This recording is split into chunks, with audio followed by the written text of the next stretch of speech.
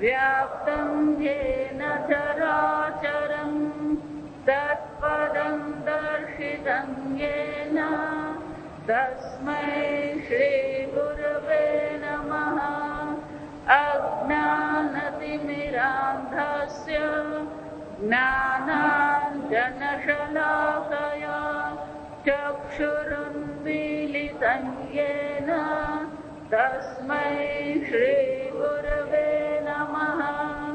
गुरुर्ब्रह्मा गुरुर्विष्णुः गुरुर्देवो महेश्वरः गुरुरेव परं ब्रह्म तस्मै श्रीगुरवे नमः। सावरं जङ्गमं व्याप्तं यत्किञ्चित् सचराचरं तत्पदं दर्शितं येन तस्मै श्रीगुरवे नमः। चिन्मयं वापि यत्सर्वं त्रैलोक्यं सचराचरं तत्पदं दर्शितं येन तस्मै श्रीगुरवे नमः। सर्वश्रुतिशिरोरत्न विराजितपदाम्बुजः वेदान्ताम्बुजसूर्यो यः तस्मै श्रीगुरवे नमः। चैतन्यः शाश्वतः शान्तः व्योमातीतो निरञ्जनः बिन्दुनादकलातीतः तस्मै श्रीगुरवे नमः। ज्ञानशक्तिसमारूढः तत्त्वमालाविभूषितः भुक्तिमुक्तिप्रदाता च तस्मै श्रीगुरवे नमः। अनेकजन्मसम्प्राप्त कर्मबन्धविदाहिने आत्मज्ञानप्रदानेन तस्मै श्रीगुरवे नमः। शोषणं भवसिन्धोश्च नाम्बरं सारसम्पदः गुरोपादोदकं सम्यक् तस्मै श्रीगुरवे नमः। न गुरोरधिकं तत्त्वं न गुरोरधिकं तपः तत्त्वज्ञानात् परं नास्ति तस्मै श्रीगुरवे नमः। मन्नाथ श्रीजगन्नाथः मद्गुरु श्रीजगद्गुरुः मदात्मा सर्वभूतात्मा तस्मै श्रीगुरवे नमः। गुरुरादिरनादिश्च गुरुः परमदैवतं गुरोः परतरं नास्ति तस्मै श्रीगुरवे नमः। त्वमेव माता च पिता त्वमेव त्वमेव बन्धुश्च सखा त्वमेव त्वमेव विद्या द्रविणं त्वमेव त्वमेव सर्वं मम देव देव। ॐ सहना भवतु सहनौ भुनक्तु सह वीर्यं करवावहै तेजस्विनावधीतमस्तु मा विद्विषावहै। ॐ शान्ति शान्ति शान्तिः। પહેલા પાના પર મંગલાચરણ ને પ્રાર્થનાનો શ્લોક છે. પહેલા પાના વાસુદેવેન્દ્ર યોગીન્દ્રમ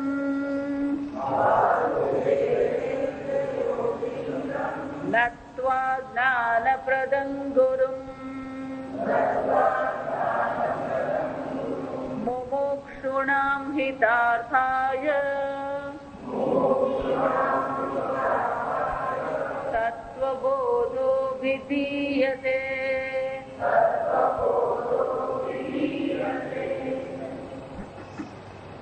મનુષ્ય જીવનનું લક્ષ્ય, મનુષ્ય જીવનનું પ્રયોજન આ તત્વબોધ છે.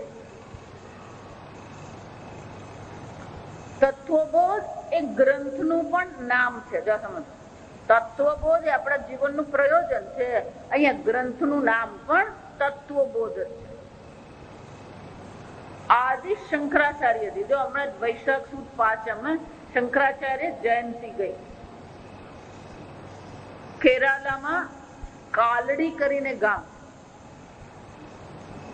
ત્યાં આદિ શંકરાચાર્યજીનો જન્મ થયો. સવારે આપણે જયારે પ્રાર્થના શાંતિ પાઠ કરીએ ત્યારે આપણે બોલીએ શંકરમ શંકરાચાર્ય કેશવમ બાદરાયણમ. આ શંકર ભગવાન, સાક્ષાત શંકર ભગવાન એ જ આ શંકરાચાર્ય. સાક્ષાત શ્રી કૃષ્ણ કેશવ એ જ બાદરાયણ વેદ વ્યાસજી છે. આદિ શંકરાચાર્યજીના જન્મનો પ્રયોજન એવું હતું કે એ વખતે કર્મકાંડની પ્રધાનતા હતી. સમજો, લોકોને કર્મકાંડમાં હું આટલું કરું, આટલું ભોગવું. એ ઉપરાંત અનેક પ્રકારના એવા યજ્ઞો કરવામાં આવતા હતા જેમાં પશુ બલિ ચડાવ, એટલે હિંસાત્મક યજ્ઞો. કેવા હતા? હિંસાત્મક યજ્ઞો થતા હતા. અને આવા જ કાળમાં ભગવાન મહાવીરનો જન્મ થયો હતો. ભગવાન મહાવીરે જૈન ધર્મની સ્થાપના કરી.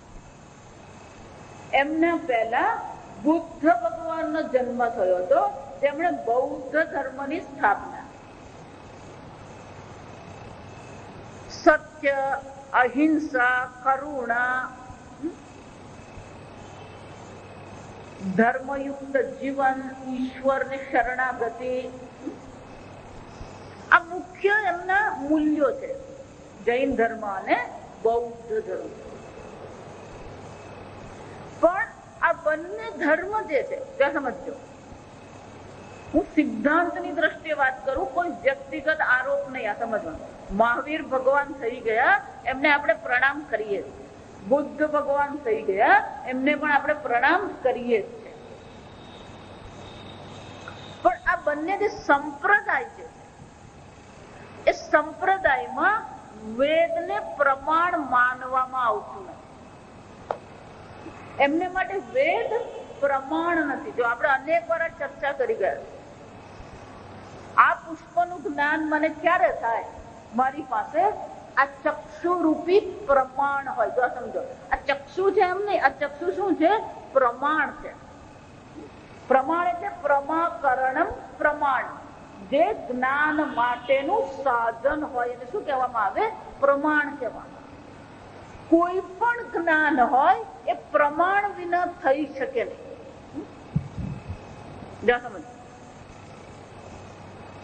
તમે સાંભળી રહ્યા છો, તમારી પાસે કર્ણેન્દ્રિય છે.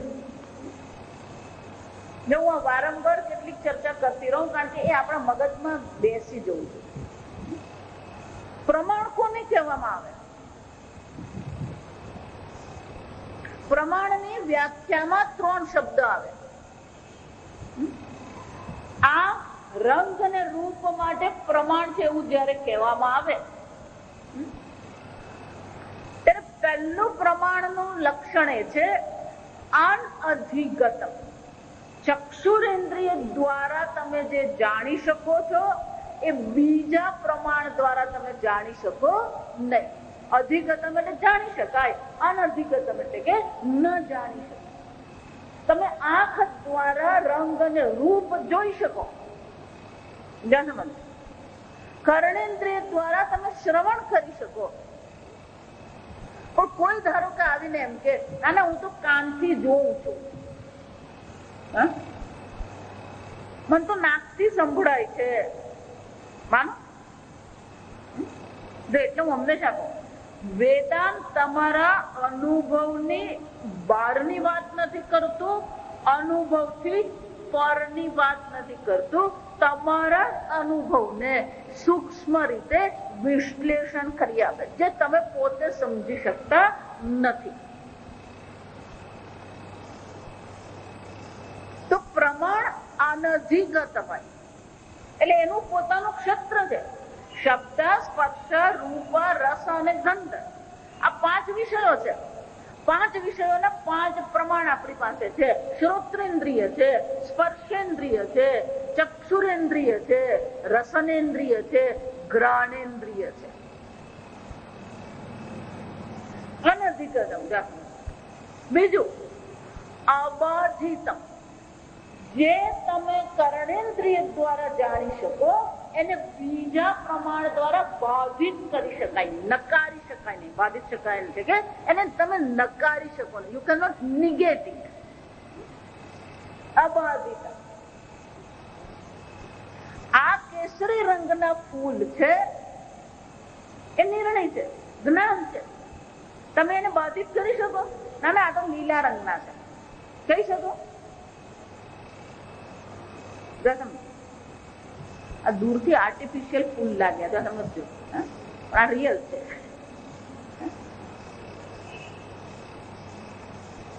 ગણપતિને પ્રિય ફૂલ. આ ફૂલ શું છે? ગણપતિને ચડ્યા ફૂલ.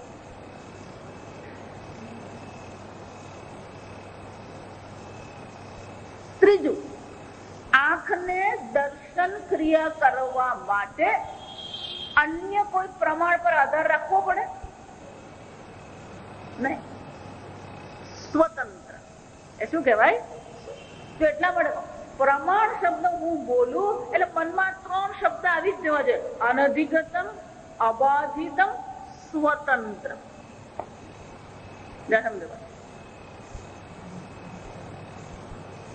જ્યારે પણ આપણે એવી ચર્ચા કરીએ સ્વર્ગ છે, નરક છે, પાપ છે, પુણ્ય છે, આ જન્મ, પૂર્વ જન્મ,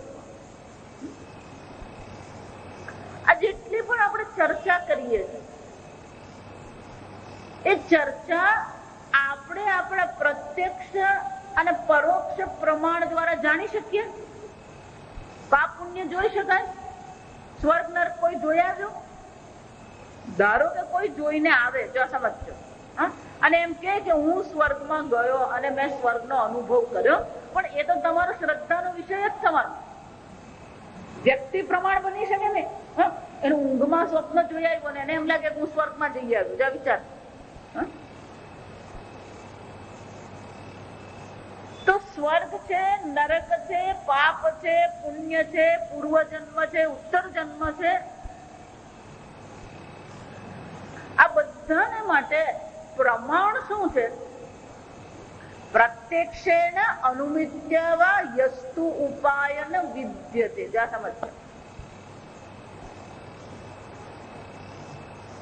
જે વસ્તુ તમે તમારા પ્રત્યક્ષ પ્રમાણ એટલે 5 ઇન્દ્રિયો, પરોક્ષ પ્રમાણ એટલે અનુમાન, અર્થાપત્તિ, ઉપમા દ્વારા ન જાણી શકો. વેદેન વિદંતી, એ બધી વસ્તુ કોના દ્વારા જાણી શકાય છે? વેદ દ્વારા જાણી શકાય. તસ્માદ વેદસ્ય વેદતા, અને એટલા માટે વેદ વેદ છે. જો સમજ. ભગવાન 16મા અધ્યાયના અંતિમ શ્લોકમાં અર્જુનને સ્પષ્ટ શબ્દોમાં કહી દે છે, તસ્માત શાસ્ત્રમ તે પ્રમાણમ. જા સમજ. શાસ્ત્ર શું છે? પ્રમાણ છે.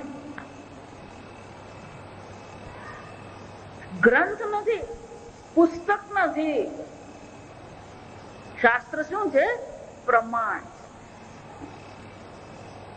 પ્રમાણ છે એનો શું થયો? 3 શબ્દ આવી જાય. પ્રમાણ એમ કહીએ, જો શાસ્ત્ર પ્રમાણ છે તો એમાં પણ આ 3 શબ્દ આવવાના. શાસ્ત્ર દ્વારા જે જાણી શકાય એ બીજા પ્રમાણ દ્વારા જાણી શકાય નહીં. અનધિગતમ. શાસ્ત્ર દ્વારા જે જાણી શકાય, બીજા પ્રમાણ દ્વારા એને નકારી શકાય નહીં. અબાધિત શાસ્ત્રમાં જે જાણવામાં આવી રહ્યું છે એને માટે આપણે બીજા પ્રમાણની આવશ્યકતા નથી, સ્વતંત્ર છે. જો એટલા માટે શાસ્ત્ર વૈજ્ઞાનિક નથી, સાયન્ટિફિક નથી, એને સાયન્સની જરૂર નથી પડતી. આ સમજો તો જ સ્વતંત્ર કહેવાય. જો તમે શાસ્ત્રમાં જે કહેવામાં આવ્યું એ વિજ્ઞાનથી પુરવાર કરવાનો પ્રયત્ન કરો તો એનો અર્થ અંતિમ પ્રમાણ કોણ થઈ ગયું? વિજ્ઞાન થઈ જાય. જો સમજો, પણ આ કેવું છે? સ્વતંત્ર પ્રમાણ છે. જો સમજો.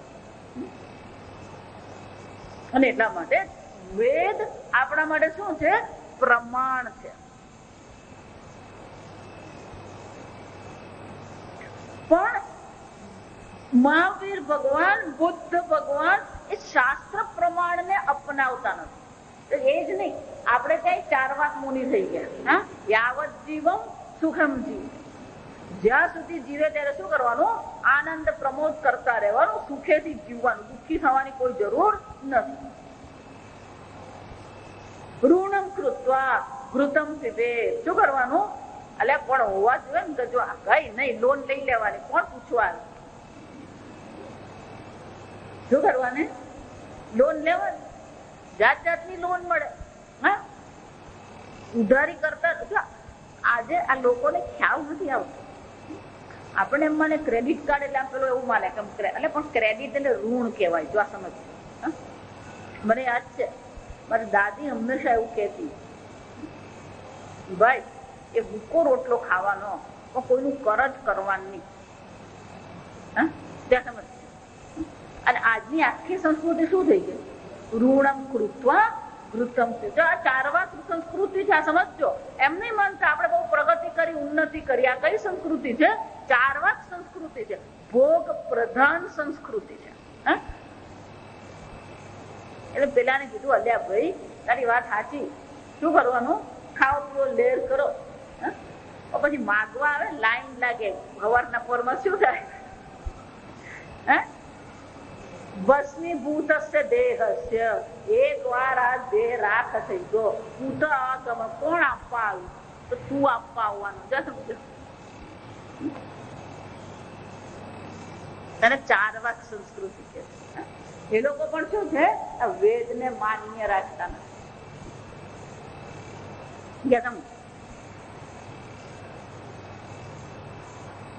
પણ ગીતામાં ભગવાન શું કે છે?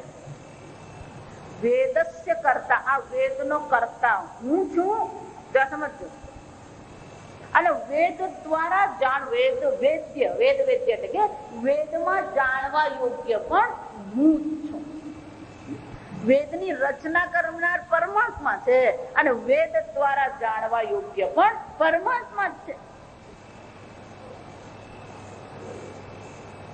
એટલું જ નહીં, ભગવાન કહે છે ગીતામાં કે આ સૃષ્ટિની રચના કરી એની સાથે સાથે મેં વેદની પણ રચના કરી. જો સમજો.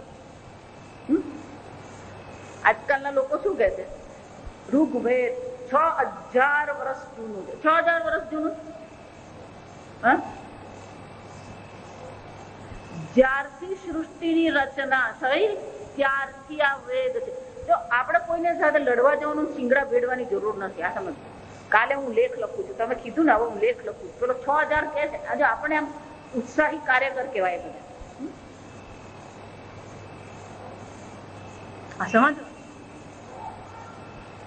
અને એટલા માટે જો વેદ પ્રમાણ રહે નહીં, હિંસાત્મક કર્મો થવા માંડ્યા, તાંત્રિક કર્મો થવા માંડ્યા, એટલે ભગવાનને આ સૃષ્ટિમાં ફરીથી વેદની સ્થાપના કરવા માટે, પ્રમાણની સ્થાપના કરવા માટે અવતાર ગ્રહણ કરવો પડ્યો.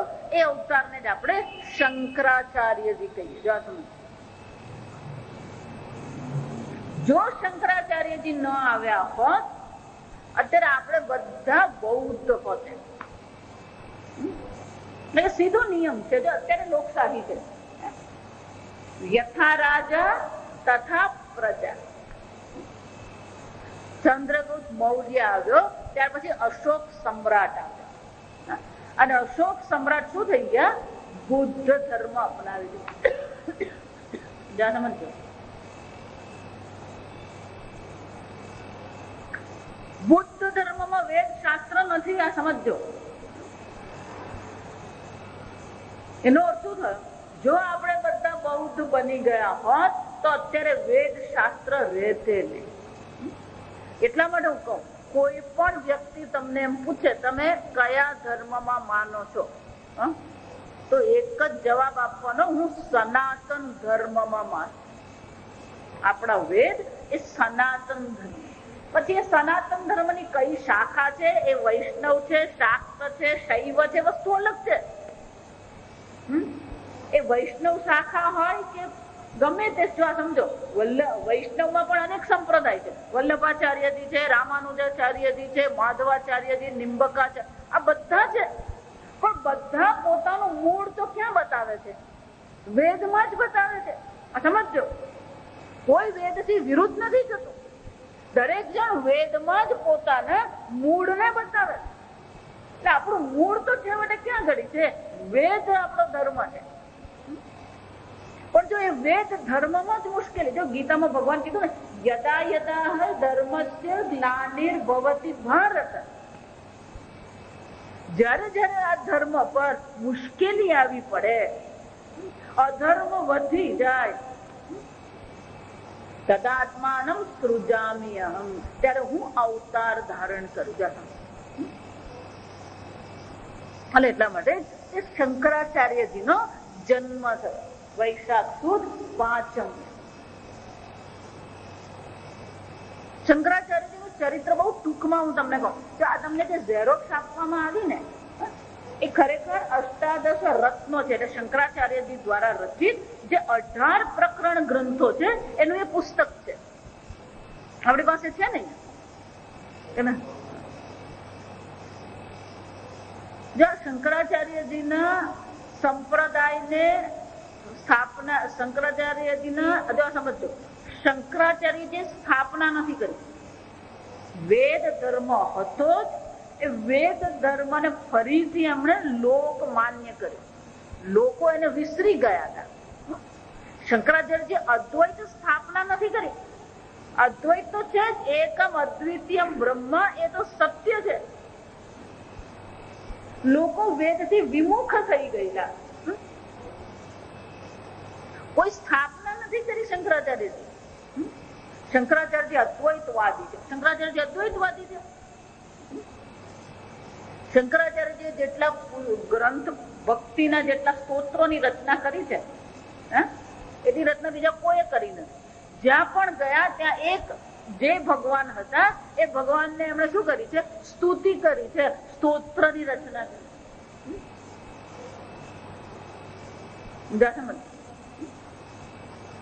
એમનું ભક્તનું હૃદય હતું. અદ્વૈતવાદી એ તો લોકોએ પાછળથી એમના પર મારેલો સિક્કો છે. આ સમજવા, એમણે તો ફરીથી વેદને, લોકો જે વેદથી વિમુખ થઈ ગયેલા, ફરીથી વેદને સન્મુખ કરી દીધા. પણ એમનું જીવન ચરિત્ર બહુ અદભુત હતું. એ 6 કે 7 વર્ષના હતા.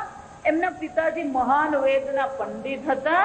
પાઠશાળામાં વેદનું અધ્યયન કરાવતા હતા. એમના માતાજી ત્યાં આગળ આશ્રમમાં માતા તરીકે રહેતા હતા. ગૃહ માતા આપણે એમ કહીએ ને. પણ કોઈ કારણસર એમના પિતાજીનું મૃત્યુ થઈ ગયું. જો વિચારો, 7 વર્ષે એમણે એમના પિતાજીની ચિતાને અગ્નિદાહ આપવો પડ્યો. 8 વર્ષના થયા ત્યારે એમણે સંપૂર્ણ 4 વેદોનું અધ્યયન કરી લીધું. જો 8 વર્ષે આપણે લખતા વાંચતા માંડ શીખીએ, કક્કા બબ્બા કરતા હોય આપણે.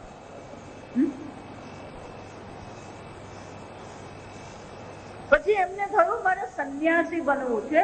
એમણે માને કીધું, માં મારે સંન્યાસ દીક્ષા લેવી કે બેટા તારા પિતાજી છે નહીં, હું એકલી છું, તારા વગર હું શું કરીશ? એટલે કશું બોલ્યા નહીં. તે ગોદાવરી નદી છે, નદીને કિનારે રોજ સ્નાન કરવા જાય. તો ત્યારે કે આપણે જેમ બાથરૂમ ને બધું હતું નહીં, આ નદીમાં જપકોડિયા હોય, અને ત્યારે આટલું પોલ્યુશન નતું. એક દિવસ જયારે નદીમાં પડ્યા હતા, પેલા મગરે એમનો પગ પકડી લીધો. એટલે એમણે માને કુંભારીને કીધું, માં, મગરે મારો પગ પકડ્યો છે, તું મને સંન્યાસ દીક્ષા આપી દે તો આ મગર મને છોડી દે. એટલે માએ વિચાર્યું કે સંન્યાસી તો સંન્યાસી, પણ જીવ તો દીકરો તો છે ને. એટલે કે સારું છે, તું સંન્યાસ દીક્ષા લે. જો વેદ જાણતા હતા. જો આ સંન્યાસ દીક્ષા આપણે જેમ માનીએ ને કે કપડા કરી લીધા એટલે સંન્યાસી બની ગયા, પેલો આનંદ નામ પાછળ લગાવી દીધું, પાછળ પેલો આનંદ લગાવી દીધું એટલે સંન્યાસી બની ગયા. આપણે લોકો એવા મૂર્ખા છીએ, જે આવે ને બધું માની લઈએ આપણે. આ સંન્યાસ દીક્ષાના મંત્રો છે. સંન્યાસ દીક્ષાના શું છે? મંત્રો. અમને સંન્યાસ દીક્ષા આપે એ 24 કલાકની વિધિ હોય. મટકું વચ્ચે મારવાનું નહીં, એમ નહીં મારવાનું, વચ્ચે 2-4 કલાક ઊંઘી આવી. આજે સવારે 9 વાગ્યાથી એ શરૂ થાય એ વિધિ, એ બીજે દિવસે ગુરુજી સંન્યાસ દીક્ષા આપે ત્યાં સુધી એ ચાલે. આખી રાત એ ચાલે. અને જનરલી આ મહાશિવરાત્રી પર એટલે શિયાળાના દિવસોમાં જ હોય. એટલે પેલું ત્યાં ગાબડો ઓઢીને બેસવાનું નહીં હોય, ગંગા કિનારે બેસીને બધી વિધિ કરવાની. એટલે એમણે શું કર્યું? મંત્રો એમને આવડતા હતા. સંન્યાસ દીક્ષાના મંત્રો એમણે શું કર્યું? બોલી દીધા. જ્યાં એમણે સંન્યાસ દીક્ષાના મંત્રો બોલવા માંડ્યા, મગરે એમનો પગ શું કર્યો? છોડી.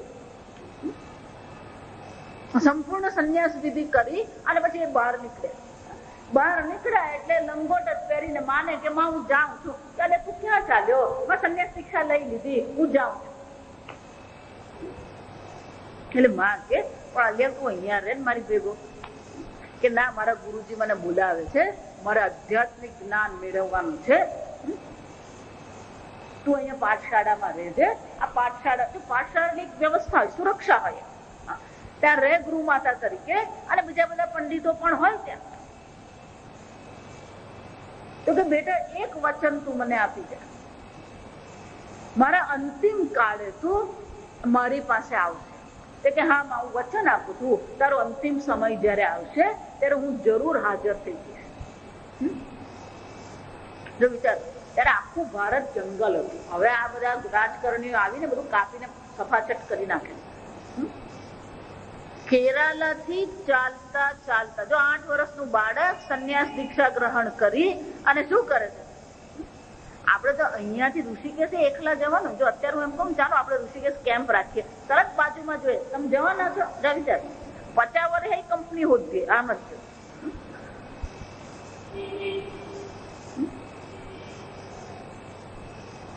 એટલે હંમેશા હું કોઈ પણ મારી પાસે આવે ને સાધુ બનવાની વાત કરે, સંન્યાસી બનવાની વાત કરે, પેલું હંમેશા કહું તમારા મનને ચકાસી લો. કોઈ પણ વસ્તુ કરવા માટે તમને કંપનીની જરૂર પડે તો સારામાં સારું છે કે પરણી જવાનું, પરમેનન્ટ કંપની લઈ લેવાની.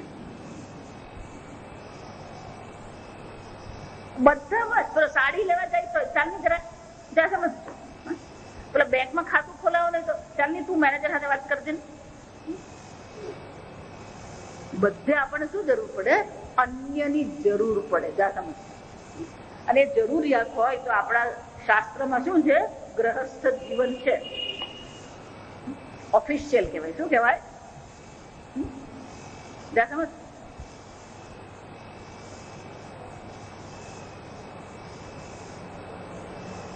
આઠ વર્ષની ઉંમરે સંન્યાસ દીક્ષા લઈ અને કેરાલાથી ચાલવા માંડ્યા. ચાલતા ચાલતા ક્યાં પહોંચ્યા? એમને સ્ફૂર્ણા થઈ જ્યાંથી આપણી માં નર્મદા નીકળે છે, ઓમકારેશ્વર, ત્યાં પહોંચ્યા. ગુરુની શોધમાં. જો આ સમજ. તે ગામમાં પૂછ્યું તો એક ભાઈ જે પેલો લાકડા કાપવા જતો ને જંગલમાં, એટલે એને એવું કીધું કે હા એમ કે અહીંયા તમે આગળ આ કિનારે પથ્થર પર ચાલતા ચાલતા જશો તો ત્યાં એક ગુફા છે અને ગુફામાં એક મહાત્મા રહે છે, પણ મોટે ભાગે એ સમાધિમાં જ બેઠા હોય છે. એમના શિષ્યો બધા ખરા, પણ એ મોટે ભાગે શું છે, સમાધિમાં હોય. એટલે ચાલતા ચાલતા એ ત્યાં ગયા, પ્રણામ કર્યા. પ્રણામ કરીને કીધું, હું આપને શરણે આવ્યો છું આ જ્ઞાન મેળવવા.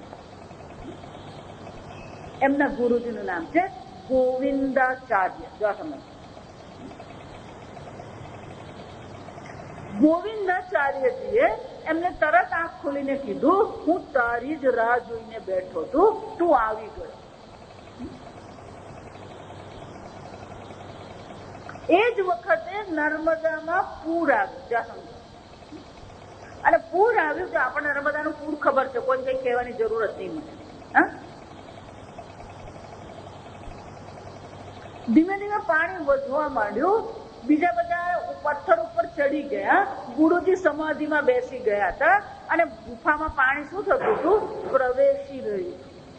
શંકરાચાર્યજીએ વિચાર કર્યો, આ તો ગુરુજી ડૂબી જશે. સંન્યાસી તરીકે એમની પાસે પેલું કમંડળું હતું, તો ગુફાના માર્ગમાં એમણે કમંડળું મૂકી દીધું. જ્યાં સમજો, અને કમંડળું મૂકી દીધું. જેટલું પણ પાણી ગુફામાં આવતું હતું એ બધું ક્યાં પ્રવેશતું હતું, કમંડળુમાં પ્રવેશી ગયું. જ્યાં સુધી પૂર રહ્યું ત્યાં સુધી ત્યાં બેસી રહ્યા કમંડળું પકડીને, અને પૂર ઉતરી ગયું.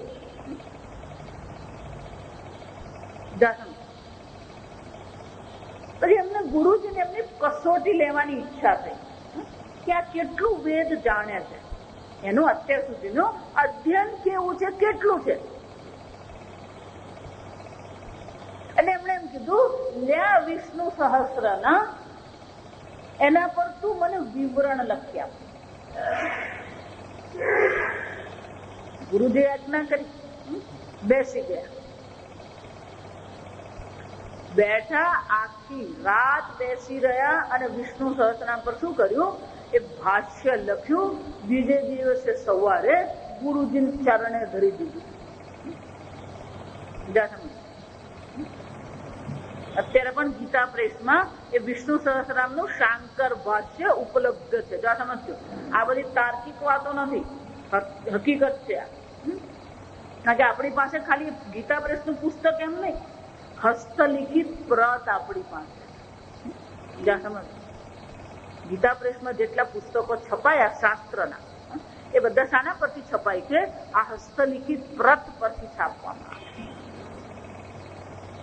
ગુરુજી પ્રસન્ન થઈ ગયા.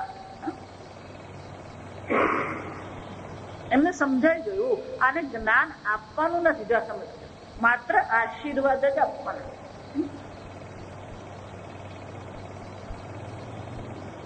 પછી એમને આદેશ કર્યો, તું આ વેદ ધર્મની સ્થાપના કર. એટલું જ નહીં, આ વેદમાં બે વિભાગ છે. એક કર્મકાંડ કહેવાય, બીજો જ્ઞાનકાંડ કહેવાય. કર્મકાંડમાં અનેક પ્રકારના કર્મની ચર્ચા છે.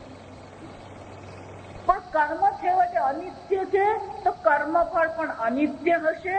અને કર્મથી જે પણ ઉપલબ્ધ થાય છે એ પરમેનન્ટ એટલે કાયમનું હોઈ શકે નહીં. પણ એ જ વેદમાં દરેક વેદની શાખાના અંતમાં કેટલાક મંત્રો આપણને જોવા મળે, જે મંત્રો તત્વની ચર્ચા કરનારા છે, જ્ઞાનની ચર્ચા કરનારા છે, અને જ્ઞાનકાંડ કહેવાય. લોકો કર્મમાં, કર્મકાંડમાં, યજ્ઞમાં, તંત્રમાં એટલા બધા ડૂબેલા હતા કે વેદનો જે આ જ્ઞાનકાંડ હતો એ ઉપેક્ષિત બની ગયો. અને એટલા માટે એમને ગુરુજીએ કીધું, તું આ વેદાંતની સ્થાપના ફરીથી કર. એમણે વિચાર્યું, વેદાંતની સ્થાપના કરવી હોય તો આ વેદાંત એટલે ઉપનિષદો જે છે એને મારે સમજાવવા પડશે પહેલા. એટલે સમજો, 8 વર્ષે ગયા, 16 વર્ષની એમની ઉંમર થઈ.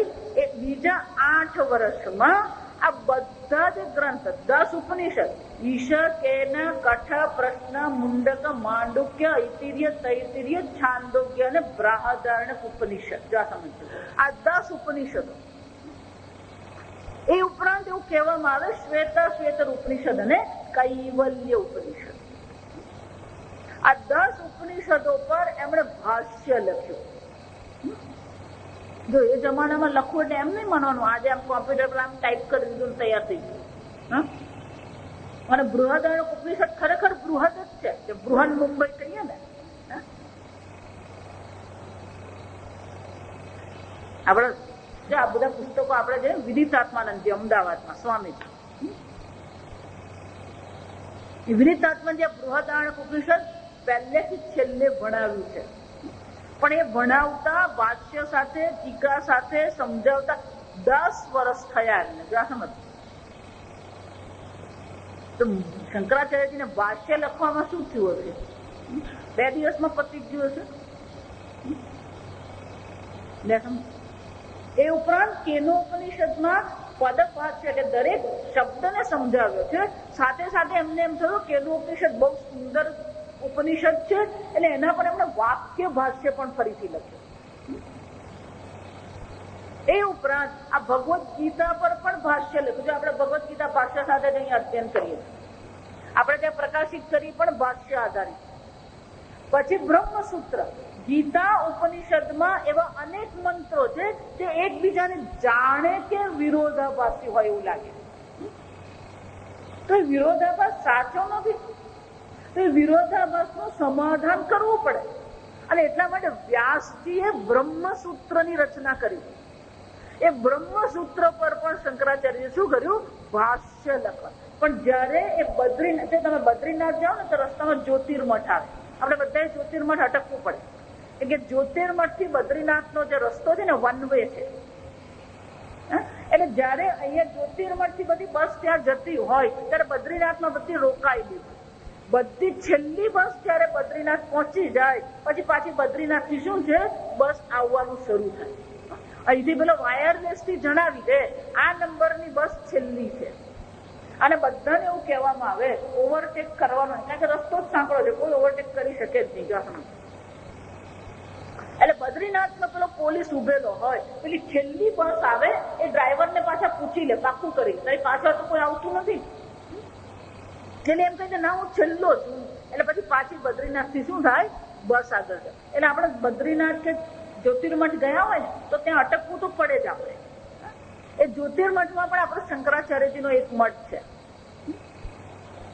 ત્યાં એક ગુફા છે ને વ્યાસ ગુફા એવું કહેવામાં આવે જ્યોતિર્મઠ છે ત્યાં થોડું ઉપર તમે જાઓ ને પાછળના ભાગે ગુફા તો ત્યાં બેસીને શું કરતા હતા બ્રહ્મસૂત્ર પર ભાષ્યની રચના કરતા શરૂઆત જ કરી હતી એમણે કે બ્રહ્મસૂત્ર એટલે ન્યાય ગ્રંથ કહેવાય જો સમજો ન્યાય ગ્રંથ એટલે કે તર્કથી તમે પુરવાર કરો કે આ સત્ય છે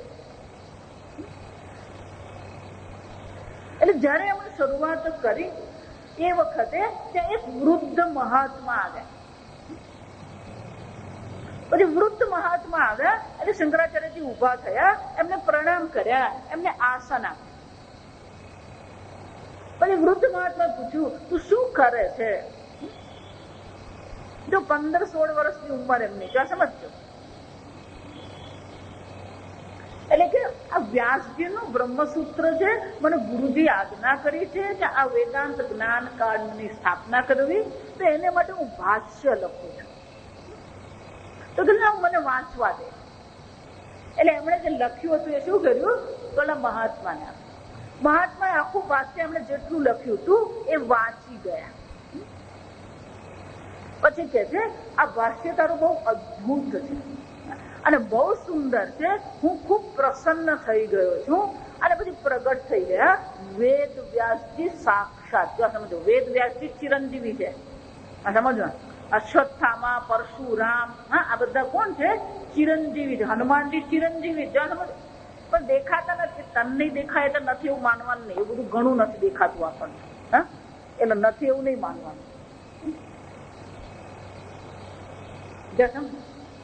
મારી વાત ક્યારેક કડવી લાગે પણ આ હકીકત હોય સમજો જો આ તમને કહું, આ દેખાતું નથી એમ કીધું ને, એનો હું તર્ક આપું. પ્રશ્ન બરાબર સાંભળ્યો. તમે બધા ગ્રહસ્થ છો, જો આ સમજો, તમે બધા ગ્રહસ્થ છો.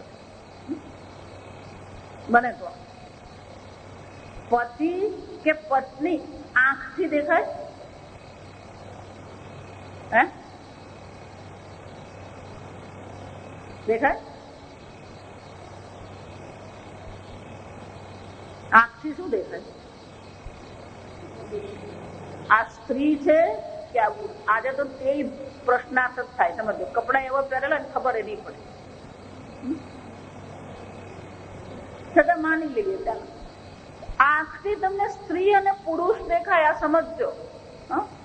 આ જેટલા બધા તાર્કિક લોકો છે ને આજકાલના, બૌદ્ધિક લોકો, એ લોકોને એટલું જ પૂછવાનું, તારી પત્ની છે? હા પડે તેમ પૂછવાનું, આંખથી પત્ની દેખાય? પતિ પત્ની ક્યાં છે બતાવો, પુરવાર કરી આપો. વૈજ્ઞાનિક રીતે પુરવાર કરી આપો. પતિ પત્ની પુરવાર કરી આપો. છે? આંખથી દેખાય? ના ના, અમે તો પરમ દાડે જ અમારે 25 વાર ઉજવાય, ભલે ને ત્યાં ઉજવાય, પણ હું પૂછું એનો જવાબ આપ નહીં તો.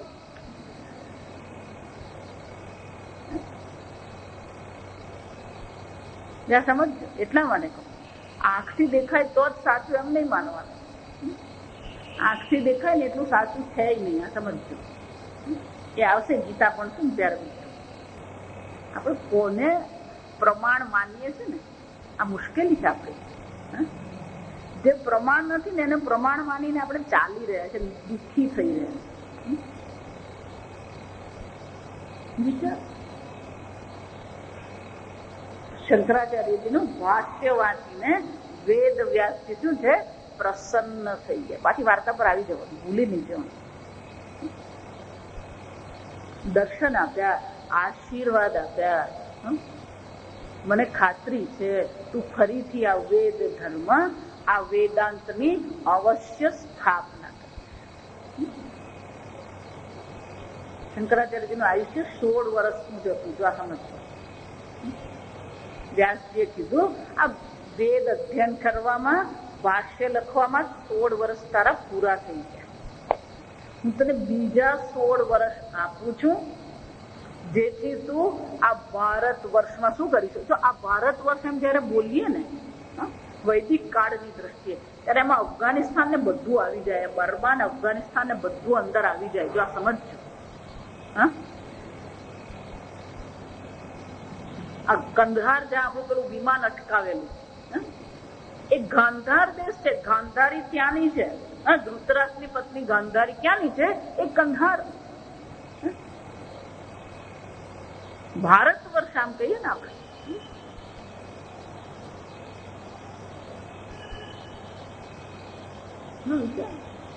કે આ ભારત વર્ષમાં ફરીથી વેદની સ્થાપના કરવા માટે હું તને 16 વર્ષનું આયુષ્ય.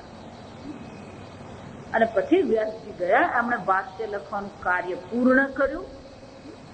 અને જો એ વખતે આ સમજ, એ વખતે એમણે આખા સમગ્ર ભારતની 3 વાર પરિક્રમા કરી અને ફરીથી શું કર્યું, અનેક પંડિતો, અનેક તાંત્રિકો સાથે ચર્ચા વિચારણા કરીને ફરીથી એમની બુદ્ધિમાં વેદ પ્રમાણ છે, મનુષ્ય જીવનનું અંતિમ લક્ષ્ય પરમાત્માની પ્રાપ્તિ છે, મોક્ષ છે, આની સ્થાપના એમણે કરી. એટલું જ નહીં, જો દરેક ભારતીયના મનમાં અહીંયા હોય કે પરદેશમાં હોય એવી ઈચ્છા હોય, એક વાર તો 4 ધામની યાત્રા કરવી છે. જો આ સમજ, પણ એ 4 ધામની સ્થાપના કરનાર પણ કોણ છે? આ આદિ શંકરાચાર્ય. જો એ જમાનામાં કેદારનાથનું મંદિર જો તમે જુઓ ને, પથ્થરનું, રેતીના પથ્થર, લંબચોરસ પથ્થરો છે, એ પથ્થરોને ગોઠવીને મંદિર બનાવેલું છે. આજે આટલી આધુનિકતાની સાથે પણ ગમે એવું એપાર્ટમેન્ટ બનાવે, કોઈ કોન્ટ્રાક્ટર તમને ગેરંટી આપે નહીં કે નહીં ગળે. આપે? નવસારી હું જ્યાં રહું છું ને, જે ભાઈએ બાંધી આપેલું મને, તે 2 વર્ષ પર બહુ વરસાદ પડ્યો ને તો મેં બોલાવ્યું, ભાઈ જો ને આ બધું ગળે છે. મને કે આખા નવસારીમાં એવું એક ઘર નથી જે ગળતું નહીં હોય.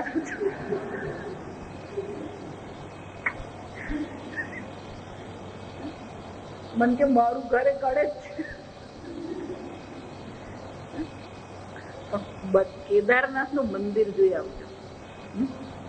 એ જમાનામાં 13,000 ફૂટ પર આટલા પથ્થરો ત્યાં લઈ જવા, અને ઉનાળામાં જયારે અહીંયા 40 ડિગ્રી ટેમ્પરેચર હોય ત્યારે ત્યાં 8 ડિગ્રી ટેમ્પરેચર હોય. એ વખતે આ મંદિર બાંધવું, મંદિર બાંધીને સ્થાપના કરવી સહેલી વસ્તુ નથી. આ સમજો. અને હજી એ ક્યાંય કોઈ જગ્યાએ દિવાળમાં ઝરપતું નથી એની દિવાળ. એટલું જ નહીં, આપણે ફક્ત 4 મહિના ત્યાં જાત્રા કરી શકીએ. એનો અર્થ શું થયો? બાકીના 8 મહિના એ મંદિર શાનાથી ઢંકાયેલું રહે છે? બરફથી ઢંકાય. તો એને કશું થતું નથી. આ સમજો. વિચાર. એટલું જ નહીં, બદ્રીનાથનો એમને શાલિગ્રામ વિષ્ણુ ભગવાને સ્વપ્નમાં કીધું કે હું અલકનંદામાં છું, તું મને બહાર કાઢ. ત્યાં આગળ શાલિગ્રામ છે. સમાધિમાં બેઠા હોય એવું વિષ્ણુ ભગવાનની ત્યાં શું છે? શાલિગ્રામ છે. ત્યાં ગયા, શાલિગ્રામ ત્યાંથી કાઢ્યો અને ત્યાં આખું મંદિર સ્થાપના કરી. મંદિર આપણું ઘર 1 મહિનો બંધ રહે ને તો હાલત કેવી થઈ જાય. અને 8 મહિના બરફમાં એ મંદિર રહે છે. 4 ધામની પણ સ્થાપના કોણે કરી? એ શંકરાચાર્ય. માર્ગમાં જ્યાં જ્યાં પણ મંદિરો આવ્યા એ દરેક મંદિરને દેવતામાં જો કઈ ખામી હોય કે પૂજા યોગ્ય ન થતી હોય, ફરીથી એની સ્થાપના કરી, સ્તોત્રની રચના કરી. અનેક સ્તોત્ર છે શંકરાચાર્યજીના. જો સમજ. છેલ્લે જયારે એમને દેહ છોડવાનો વખત આવ્યો, કેદારનાથ ગયા. કેદારનાથ જાવ ને તો દર્શન કેદારનાથ નો તો કરવાના જ છે. કેદારનાથના મંદિરની પાછળ શંકરાચાર્યજીની સમાધિ છે. એના પણ દર્શન કરી આવે. ત્યાં માથું ટેકવી આવે તો આપણને જરાક બુદ્ધિ એવી આવે.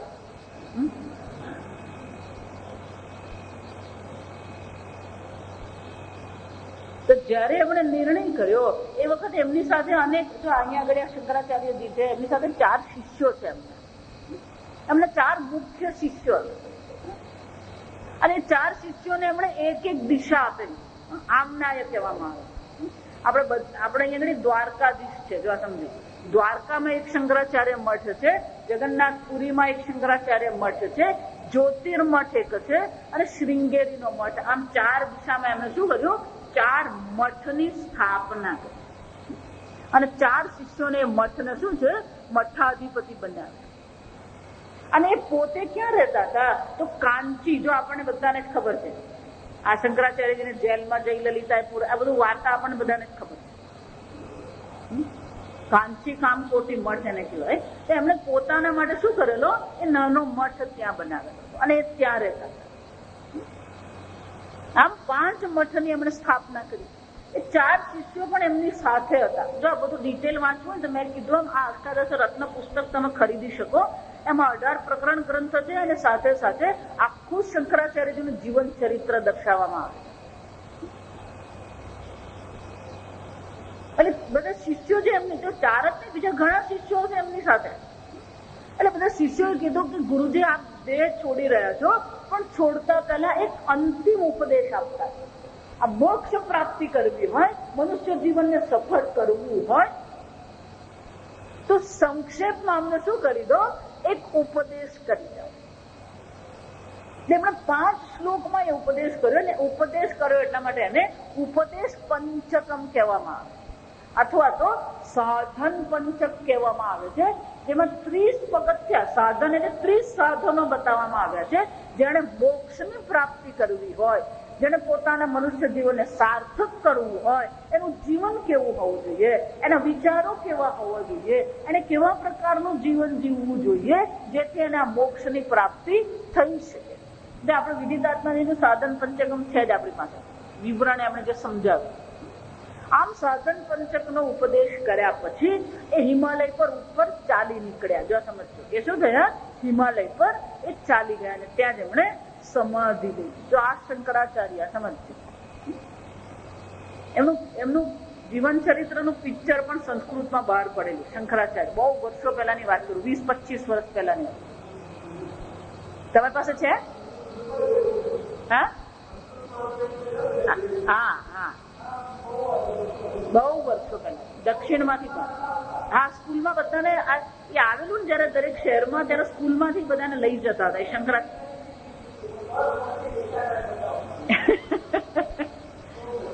સરસ, બહુ સુંદર છે. તમે જુઓ એમનું ચરિત્ર. એ બાળક જેને રોલ ભજવેલો ને એ પણ બહુ સુંદર હતો. ક્યારેક કાચથી શોધી કાઢવાનું.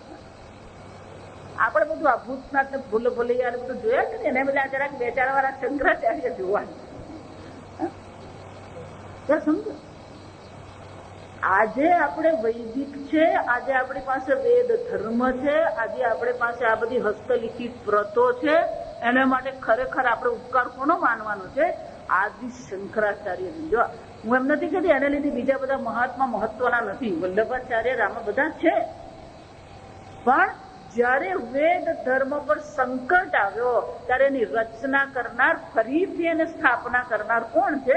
આ આદિ શંકરાચાર્ય છે. જો સમજો,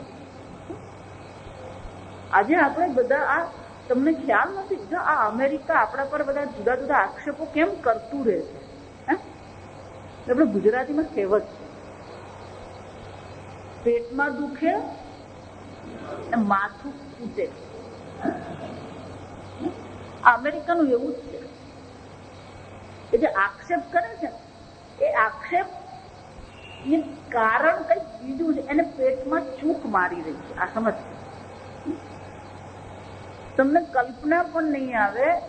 આ હસ્તલિખિત પ્રતો જે છે ને, ક્યારેક વડોદરા જાવ ને, એ પેલા વોટર પાર્કમાં જઈએ, પછી પેલું બાગમાં ફરીએ, પિક્ચર જોવા જઈએ ને, એના બદલે હવે નક્કી કરજો, MS યુનિવર્સિટીમાં એ પ્રાચ્ય વિદ્યાલય એક છે, જ્યાં ઘડી આ બધી મેન્યુસ્ક્રિપ્ટ મહારાજા ગાયકવાડે શું કર્યું છે, આજે હસ્તલિખિત પ્રત જે છે એ બધી સાચવી રાખી છે. એટલે ક્યારેક એના દર્શન કરી આવજો. એ દર્શન કરીએ ને તો પછી આપણને શાસ્ત્ર અધ્યયન કરવાનું મન થાય. સમજો, હજારો, એમ નહીં માનવાનું આમ 2-5 મૂકેલી, 2-5 નહીં, હજારોની સંખ્યામાં. પુનામાં તમે જાઓ, ઓરિએન્ટલ ઇન્સ્ટિટ્યૂટ છે ગવર્મેન્ટની, એવી એક પ્રાઇવેટ ટ્રસ્ટ છે આનંદ આશ્રમ. જ્યાં સમજ, આનંદ આશ્રમ એક બ્રાહ્મણ કુટુંબનું પ્રાઇવેટ ટ્રસ્ટ છે. એમની પાસે 17,000 હસ્તલિખિત પ્રત છે. જ્યાં સમજો, 17,000 એટલે એમાં શું થાય? ભાગવત હોય 200-500 ભાગવતની હસ્તલિખિત પ્રત હોય. કારણ કે એ વખતે શું થતું, ધારો કે તમારે તત્વબોધ ભણવું હોય તો દરેકે પોતાના હાથે શું કરવું પડે? લખવું પડે. ગુરુજીની પ્રત લઈને તમારે લખી લેવાનું. અહીંયા તમે બાપુભાઈ ઝેરોક્ષ કરી નાખી દીધું, કામ પતી ગયું આપણે.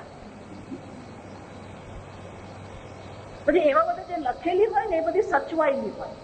એ શિષ્યો ગુજરી ગયા હોય કે મહાત્મા ગુજરી ગયા હોય, એટલે આવી, એટલે તમે જો ને, એક જ ધારો કે ઉપનિષદ, ઈશાવાસ્ય ઉપનિષદ, તો ઈશાવાસ્ય ઉપનિષદની 100-150 હસ્તલિખિત પ્રતો હોય. આવી 17,000 પ્રતો છે. આ વિચારજો. અને આવી હસ્તલિખિત પ્રતની લાઇબ્રેરી આપણા દેશમાં મૈસૂર યુનિવર્સિટીમાં, બેંગ્લોર યુનિવર્સિટીમાં, સમતા પબ્લિકેશન જો અનેક છે, મદ્રાસ યુનિવર્સિટી, કલકત્તા યુનિવર્સિટી, આવી લગભગ 15 થી 17 લાઇબ્રેરીઓ છે હસ્તલિખિત પ્રતની. જો આ સમજ, નાલંદા બાળી નાખી અને કેટલું બાળ્યું એ લોકોએ, અને છતાંય આટલું છે. એ શું બતાવે છે? આપણો સનાતન ધર્મ છે. જો સમજ, આટલા બધા આક્રમણ પછી પણ આપણી સંસ્કૃતિનો નાશ થયો નથી. એ પેલા લોકોને ચૂકે છે. જો સમજ, કેમ? અમારું ખ્રિશ્ચાનિટી જોયું. અહીંયા પેલા પોપ આવેલા વર્ષો પહેલા, 7-8 વર્ષ પહેલા. જો આપણને લોકોને અંગ્રેજી બહુ ખબર પડે નહીં, એટલે બધું ઉપરથી જાય એટલે આપણે એમ માન હો પોપ આવે. એ પોપ શું બોલી ગઈ ખબર? એ વાક્ય બહુ ડેન્જરસ બોલી ગઈ. India is a fertile land two plant the cross. અને ગુજરાતી શું થાય? ભારત એક એવો ફળદ્રુપ દેશ છે જ્યાં આપણે આપણા ક્રોસની સ્થાપના કરી શકીએ. સમજ? ગુજરાતી ભાષામાં કહે તો આદુ ખાઈને આપણી પાછળ પડેલા. સમજો? એટલા માટે કહું, રોજ ગીતા વાંચો, રોજ ભાગવત વાંચો ને સ્વાધ્યાય કહેવાય. કોઈ પણ પુસ્તકનો રક્ષા ક્યારે થાય? તમે એનું અધ્યયન કરો તો. ચિત્રલેખા ને અભિયાન ને ગુજરાત સમાચાર ને દિવ્ય ભાષા એ વાંચવામાંથી ઊંચા નહીં આવ્યા. રોજ શું કરવાનું? આપણા જો આ વિચારો, આ મહાત્માઓએ હસ્તલિખિત આપણે ત્યાં જે સુરતમાં સૂર્યકુળ સંસ્કૃત પાઠશાળા, એમાંથી જ એ લોકોને 1700 વર્ષ જૂની શંકરાચાર્યજીનો પ્રકરણ અપરોક્ષાનુભૂતિ એમને મળી. જો સમજજો, આપણે પૈસા ક્યાં ક્યાં ખર્ચીએ છીએ. આવી બધી લાઇબ્રેરીઓને રક્ષા થાય તો આ સાચવવું અઘરું છે. હસ્તલિખિત પ્રત હોય એ પેલા તાડપત્રી પર લખેલું હોય હાથે, એટલે એને સાચવવું કઈ સહેલી વસ્તુ નથી. પણ સચવાયું છે અત્યાર સુધી. એનો અર્થ શું થયો? આ ધર્મ આપણો છે અને એની રક્ષા કરવી એ આપણો ધર્મ છે. અત્યાર સુધી આ મહાત્માઓએ, આપણા પિતાઓએ, પૂર્વજોએ એની રક્ષા કરી. હવે આપણે પણ શું કરવાની છે? એની રક્ષા કરવાની જરૂર. આમ આ શંકરાચાર્યજીનું જીવન, જો આ એટલા માટે તમને કહું છું કે તમારા મનમાં એ પ્રકારનો ભાવ જાગવો જોઈએ. આ તત્વબોધ એ કોઈ સામાન્ય ગ્રંથ નથી. દેખાય સામાન્ય, પણ એને લખનાર જ જો આવા અદભુત ચરિત્ર હોય, અદભુત બુદ્ધિશાળી હોય. એટલે વિવેકાનંદજી પણ એવું કહેતા. વિવેકાનંદજી હંમેશા એવું કહેતા કે હું જો ભગવાનને પ્રાર્થના કરું તો ભગવાનને એવું કહું કે શંકરાચાર્ય જેવી બુદ્ધિ મને આપે. સમજ? અને રામાનુજાચાર્ય જેવું ભક્તનું હૃદય ભગવાન તમે મને આપો. સમજ? એટલે વિવેકાનંદ કઈ શંકરાચાર્યજીના વિરોધી નતા. એમને પણ શંકરાચાર્યજી માટે શું છે? ખૂબ માન હતું. એમને કારણે જ આપણે આ બધા હિન્દુઓ છે, આ સમજો. અને એટલા માટે કઈ નહીં કરી શકીએ તો આપણા ગ્રંથનું રોજ આપણે શું કરીએ? અધ્યયન કરીએ. એટલે ઋષિ ઋણ કહેવાય. જો સમજો, આપણે અનેક વાર જોઈ ગયા છે 5 પ્રકારના ઋણ છે આપણા. દેવ ઋણ છે, ઋષિ ઋણ છે, પિતૃ ઋણ છે. એક ઋણ કયું છે? આ ઋષિ ઋણ છે. ઋષિ ઋણ ફેરવવું હોય તો રોજ આપણે શું કરવું જોઈએ? આપણા શાસ્ત્રનું અધ્યયન કરવું. અને અનેક ગ્રંથો, સસ્તું સાહિત્ય જુઓ, નથુરામ શર્મા જુઓ, ગીતા પ્રેસ જુઓ, અનેક ગ્રંથો બહાર પાડ્યા. સંસ્કૃત નહીં વાંચી શકીએ તો શું કરવાનું? હિન્દીમાં, ગુજરાતીમાં પણ આપણે એનું અધ્યયન કરતા રહીએ. આગળ આપણે કાલે. ઓમ સ્વસ્તિ પ્રજાભ્યઃ પરિપાલયન્તાં ન્યાયેન માર્ગેણ મહિં મહિષાઃ ગોબ્રાહ્મણેભ્યઃ શુભમસ્તુ નિત્યં લોકા સમસ્તા સુખિનો ભવन्तુ કાલે વર્ષતુ પર્જન્યઃ પૃથ્વી સસ્યશાલિની દેશોऽયં ક્ષોભરહિતઃ બ્રાહ્મણાः સन्तુ નિર્ભયાः ઓમ સર્વેષાં સ્વસ્તિર્ભવતુ સર્વેષાં શાંતિર્ભવતુ સર્વેષાં પૂર્ણં ભવતુ સર્વેષાં મંગલં ભવતુ સર્વે ભવन्तુ સુખિનઃ સર્વે સन्तુ નિરામયાઃ સર્વે ભદ્રાણિ પશ્યन्तુ મા કશ્ચિत् દુઃખભાગ્ ભવેत् असतो मा सद्गमय तमसो मा ज्योतिर्गमय मृत्योर्मामृतङ्गमय ॐ पूर्णमदः पूर्णमिदं पूर्णात् पूर्णमुदच्यते पूर्णस्य पूर्णमादाय पूर्णमेवावशिष्यते ॐ शान्ति शान्ति शान्ति हरि ओम श्री गुरुभ्यो नमः।